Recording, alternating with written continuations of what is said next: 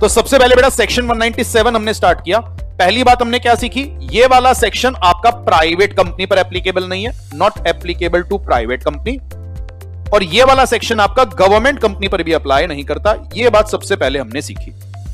फिर हमने क्या सीखा, इस सेक्शन ने पब्लिक कंपनी के लिए क्या कहा कि आप एक लिमिट से ज्यादा सैलरी पे नहीं कर सकते। क्या लिमिट लगाई गई बेटा, ओवरऑल डायरेक्टर की सैलरी पर लिमिट कितनी थी, 11%। एक एमडीडब्ल्यूटीडी मैनेजर है तो 5%, मल्टीपल एमडीडब्ल्यूटीडी मैनेजर है एग्रीगेट में 10%, उनके होने के बावजूद नॉन एग्जीक्यूटिव है तो सारे नॉन एग्जीक्यूटिव की 1%, और अगर वो नहीं है और सिर्फ नॉर्मल डायरेक्टर है तो 3% की लिमिट आ जाती है। यहां पर बेटा जो लिमिट हम देखते हैं, परसेंटेज किसका देखते हैं, नेट प्रॉफिट का। नेट प्रॉफिट का सर क्या मतलब है, नेट प्रॉफिट बेटा हम कैलकुलेट करना सीखेंगे सेक्शन 198 के हिसाब से।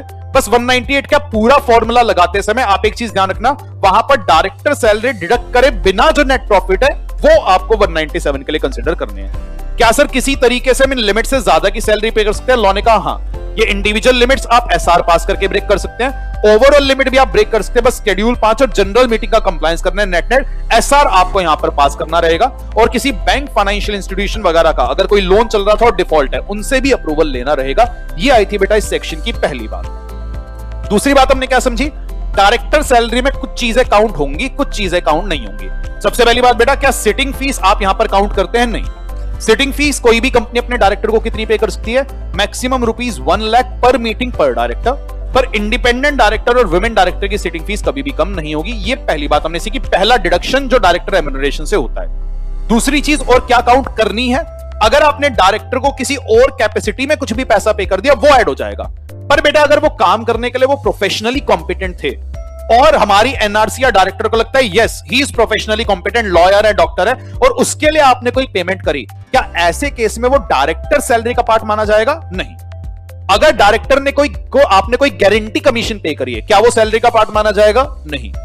अगर कंपनी ने बेटा कोई इंश्योरेंस करवाया था और उसके लिए कंपनी ने प्रीमियम पे किया है, क्या वो डायरेक्टर सैलरी का पार्ट है, नहीं। पर अगर डायरेक्टर गिल्टी पाया गया तब क्या वो उसकी सैलरी का पार्ट बन जाएगा, यस। डायरेक्टर को सैलरी कैसे पे कर सकते हो, या तो फिक्स्ड मंथली सैलरी या परसेंटेज या अ मिक्स ऑफ बोथ। और कभी भी गलती से डायरेक्टर को ज्यादा सैलरी पे कर दी, चिंता नहीं है, अगले 2 साल में आप डायरेक्टर से वो सैलरी वापसी मंगवा सकते हो।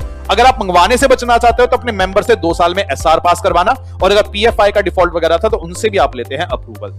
और लिस्टेड कंपनी अपनी बोर्ड रिपोर्ट में क्या बताएगी कि हमारे एम्प्लॉयज की मीडियन सैलरी इतनी है और डायरेक्टर इस रेशियो में मीडियन एम्प्लॉय सैलरी के बराबर पैसा या इस रेशियो में पैसा लेता है।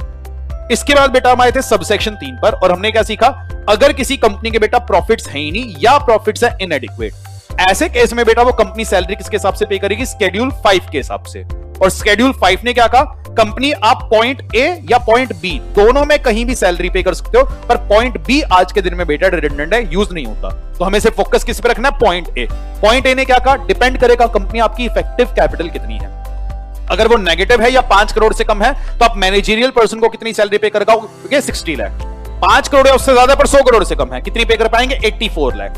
अगर 100 करोड़ या उससे ज्यादा पर 250 करोड़ से कम है, कितनी पे कर पाएंगे, 120 लाख। और 250 करोड़ या उससे ज्यादा तो 120 lakh plus 0.01% of the effective capital in excess of 250 crore. और अगर बेटा कोई नॉर्मल नॉन एग्जीक्यूटिव डायरेक्टर्स है, उनको रफली आप 1/5 सैलरी पे कर सकते हो। और ये सैलरी पे करने के लिए कंपनी आप क्या पास करना, ओआर।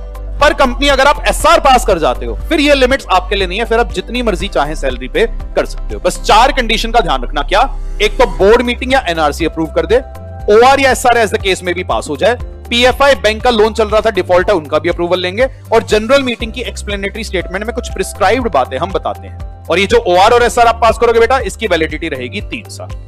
इसके बाद बेटा हमने समझा कि इफेक्टिव कैपिटल का क्या मतलब है। लॉ ने इफेक्टिव कैपिटल को कैसे डिफाइन किया, paid up share capital add करेंगे, शेयर एप्लीकेशन में पेंडिंग अलॉटमेंट कंसीडर नहीं करना, सारे reserves and surplus excluding revaluation reserve. Share premium account भी ऐड होगा, लॉन्ग टर्म लोन ऐड होंगे जो 1 साल से ज्यादा के हैं, माइनस इन्वेस्टमेंट, पर कंपनी का काम ही इन्वेस्टमेंट करना है, फिर लेस नहीं करेंगे। और क्या लेस करेंगे, accumulated losses and preliminary expenditure not return of, ये आ जाएगी हमारी इफेक्टिव कैपिटल।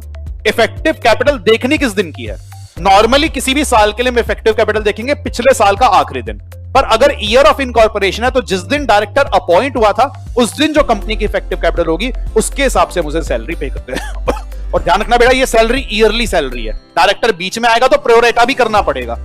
एंड फाइनली बेटा उसने क्या कहा, रेम्यूनरेशन का क्या मतलब है, रेम्यूनरेशन में अगर डायरेक्ट टैक्सेस रीइंबर्स किए ऐड होंगे, पर कुछ ऐसे परक्विजिट्स हैं जो आप उसको सैलरी का पार्ट ना मानना। Perquisites like contribution to PF, super annuity या एन्युटी फंड, तो जी वो इनकम टैक्स में जहां तक एग्जम्प्ट है पार्ट नहीं बनेंगे। एग्जम्प्टेड ग्रेच्युटी भी उसकी सैलरी का पार्ट नहीं बनेगी, और अगर उसने पेड लीव्स का इनकैश करवाया तो वो भी उसकी सैलरी का पार्ट नहीं माना जाएगा। एंड अगर कोई एक्सपेट्रिएट मैनेजरियल पर्सन है तो उसके लिए कुछ और एक्स्ट्रा परक्विजिट्स हैं जो एग्जम्प्ट है। चिल्ड्रन एजुकेशन अलाउंस 12,000 रुपए पर मंथ पर चाइल्ड और actual expense whichever is less, subject to an upper cap of 2 children. Return holiday passage of family, वो रिटर्न हॉलिडे पैसेज कैसे हो सकता है? साल में एक बार इकोनॉमी क्लास से या 2 साल में एक बार फर्स्ट क्लास से। एंड लास्टली जी, अगर आपने लीव ट्रैवल कंसेशन कंपनी से लिया है एक्सपेट्रिएट पर्सन के लिए, ये भी सैलरी का पार्ट नहीं माना जाएगा। और अगर आप 2 या 2 से ज्यादा कंपनीज में मैनेजरियल पर्सन थे तो इन दैट केस आप दोनों कंपनीज में हायर लिमिट निकालिएगा। जो भी हायर लिमिट निकलेगी that is the aggregate amount जो आप दोनों कंपनी से ले पाएंगे। दिस इज ऑल अबाउट हमारा सेक्शन 197 रेड विद शेड्यूल 5।